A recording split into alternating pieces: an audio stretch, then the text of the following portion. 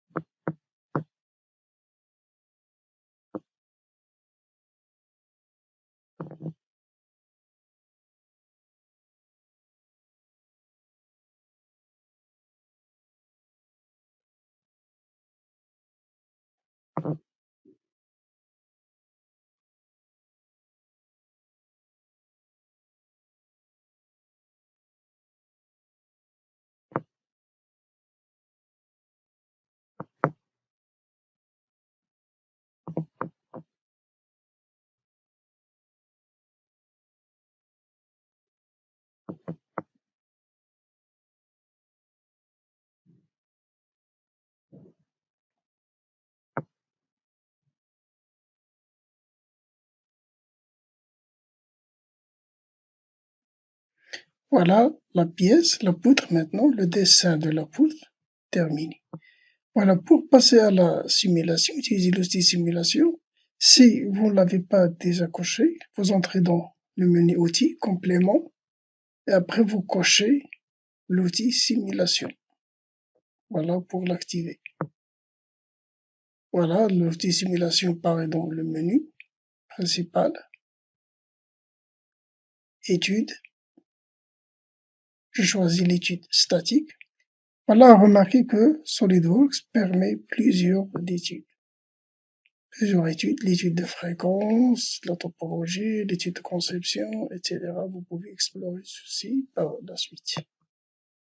Nous avons choisi une étude statique. Nous avons appelé statique 1.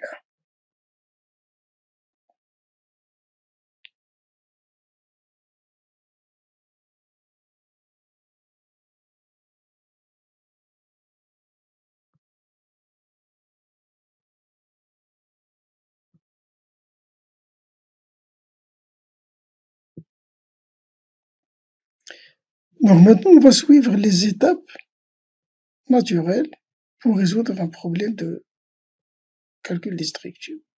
La première des choses, il faut affecter le matériau. Maintenant, on est en train d'affecter le matériau.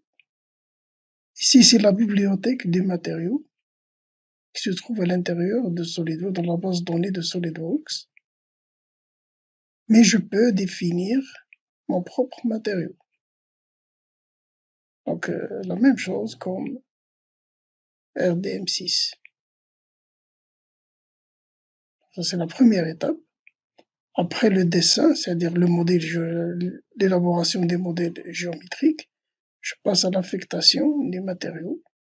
Voilà, c'est-à-dire les propriétés des matériaux, en particulier le modèle d'Young, le coefficient de Poisson. Donc, lorsque j'affecte le matériau, donc le logiciel va connaître le modèle d'Young, le coefficient de Poisson, la limite élastique, etc. Donc, les données qu'il aura besoin pour faire les calculs. Donc, l'étape suivante, c'est je dois imposer les conditions aux limites. Je commence par imposer des déplacements. Ici, je vais utiliser une poutre encastrée. Encastrée donc d'une extrémité et libre de l'autre extrémité. Je vais prendre, voilà, déplacement fixe. Une face fixe. Je vais prendre cette face fixe.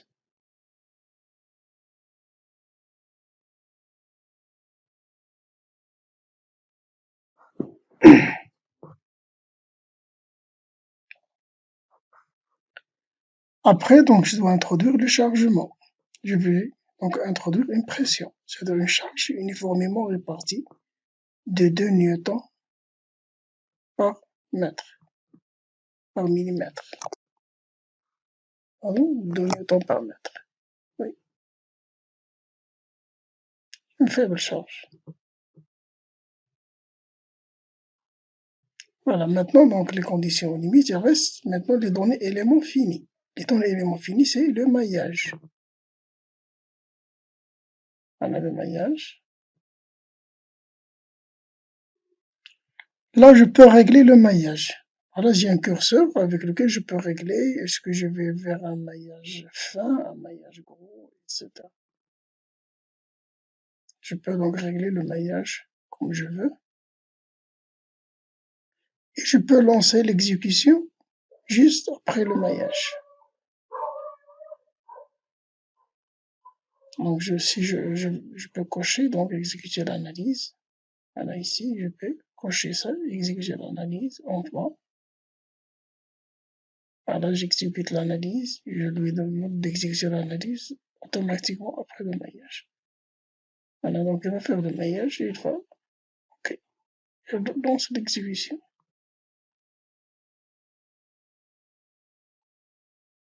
Et voilà, voilà les résultats.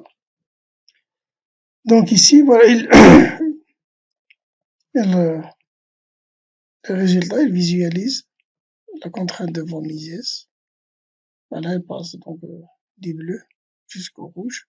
Le rouge, c'est la valeur maxi. Le bleu, c'est la valeur mini. On voit très bien que plus on s'approche de l'encastrement, la contrainte augmente. C'est normal.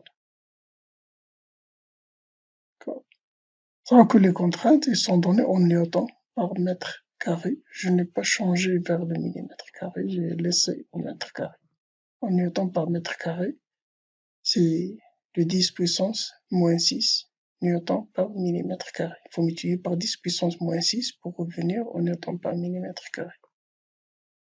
Et je peux par la suite visualiser donc les déformations, les déplacements, etc. Voilà, donc voilà une première étude. Vous pouvez maintenant donc simuler n'importe quelle étude de la même façon. C'est la même procédure, la même démarche. Voilà. Donc SolidWorks, il offre simulation, il offre donc plusieurs possibilités de calcul statique, calcul dynamique, calcul non linéaire, l'étude de conception, la simulation des mécanismes, etc.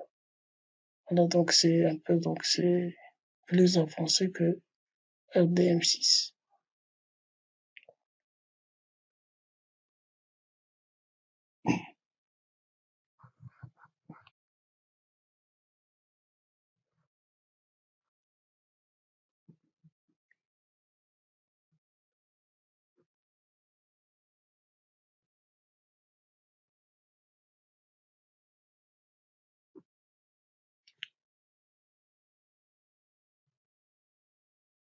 Vous pouvez aussi animer la poutre, voilà, pour regarder la poutre en train de se déformer, à faire des animations.